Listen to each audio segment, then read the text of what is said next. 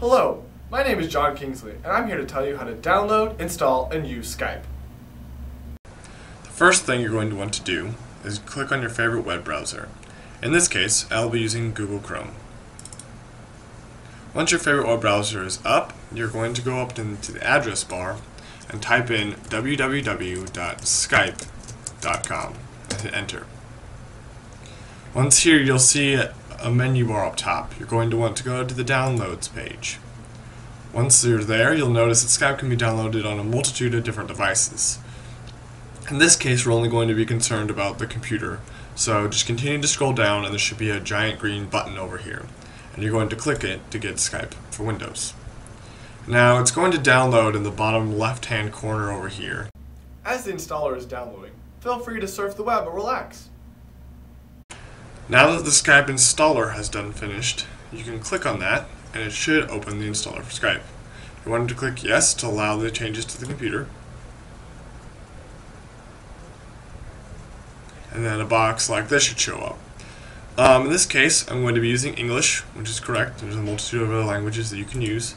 I'm also going to run Skype when the computer starts, so you can either uncheck that if you don't want it to run when the computer starts or not. It depends on what you're going to use it for. I've read the terms of use, and so I'm going to agree and click next.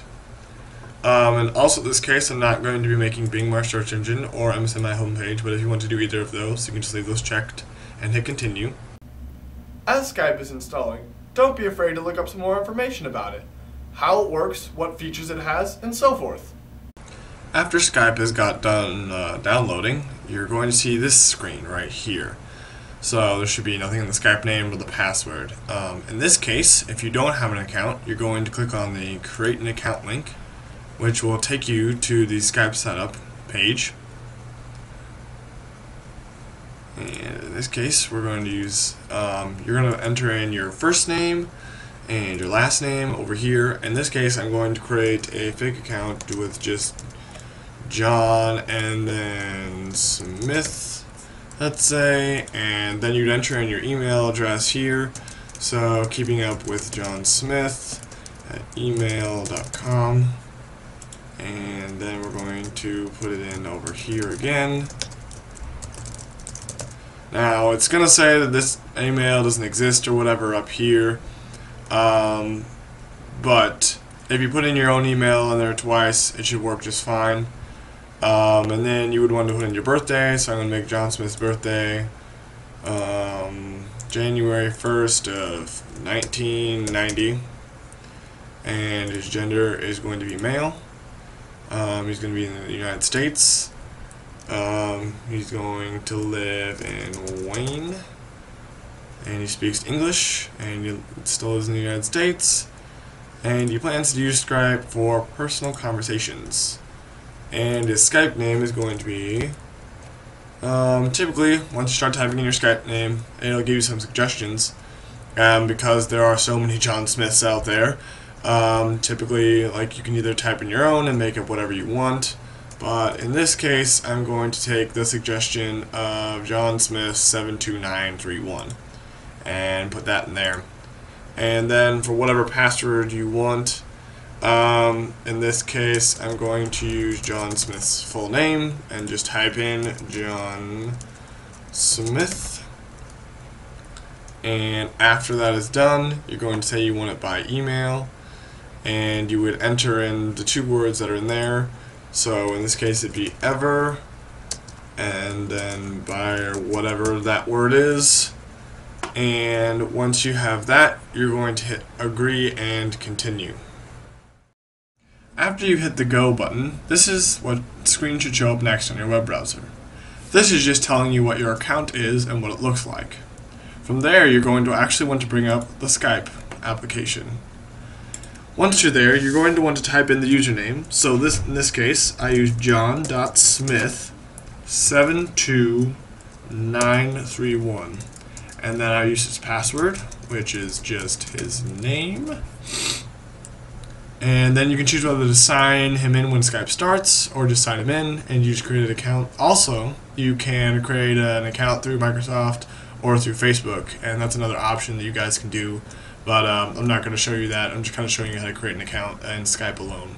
So once that's in, you're going to want to click sign in, which will take a bit. And then a screen should pop up here soon. If you give it a little bit. And then it should go through this next step-by-step process. It tells you to check your video and sound and make sure you can do both, to which you can change things if you want to. You're going to hit the continue button, and because I'm currently doing this right now, it will show me, and it'll show you if you have a webcam on your computer, and it'll also give you what your microphone is doing at the current time. And so then you're going to want to hit continue again, and then you can set your profile picture. It said you can do it later if you want to, and in this case we're just going to add one later. And so then you should get John Smith is online and he's out of Wayne, and then you click on start using Skype. Should take a little bit to set up here, and then there are just a few things that I think most people should know about Skype here. First of all, there is the call someone option. You can call anyone in the United States for free from your computer. And I think that's one of the handier things about Skype. All you have to do is click on this little phone icon here in Skype. Another thing you can do is search for friends. There are no groups that you have. Like you can actually add your own groups here on Skype. If you have some friends that you call often or friends that you talk to often. And then lastly, there is the adding a friend. You can add people. So say for example that John Smith knows somebody else, one of his friends or whatever, he can type in that person's name in the address in the bar up here, and there should be a whole bunch of people that show up. And as long as John Smith knows what that person's screen name is, he can type that in and find them in below. But yeah, for the most part, you can go on here and say away, do not disturb, invisible, offline. All those different options are available there. Not only that, but under contacts, you can add a contact by going through here and searching Skype or saving a phone number. You can import them, create a new group, your contacts list, all these different options that you can do. You can sort contacts, you can hide contacts who are doing a multitude of different things. You can go to your advanced setups and back up contacts or restore contacts and manage blocked contacts. Under conversation, you can send an instant message or an SMS, which is just a standard message. On your profile panel, you can make it bigger or smaller, and you can set a topic or a picture. You can save groups to contacts, add people again, rename. They can leave a conversation, notification, find, add to favorites, add list, close, and then you call just your normal call settings. Say like you're using that free service, you can just call that person through this message. You can also view the different contacts, recent. There's just so many different options that you can do through Skype in these in the menu bar. And then there's the tools options where you can get some apps for it. You can change the language. There's an accessibility, so that if you have any disabilities or anything, you can use those accessibility options. There's the Skype Wi-Fi. You can go to the options page, and then there's help. I think what a lot of people would need if they're new to Skype, it would be the help area. I think that's really important, just because if you know what you need to do, or you don't know what you need to do, you can go to the help area, and there's pretty much any option under here that you can learn a little bit more about Skype. Anyway, but yeah, that's pretty basic. Typically, the icon with the green little circle planet almost looking thing, it means that you're online, and if you see other people that have different icons like this, just the icon means what their status is. So there's that, and pretty much that is Skype in a nutshell. Now that Skype is installed on your computer and you know how to use it, you can begin to call and video chat with others. I'm John Kingsley from Wayne State College. Thanks for watching.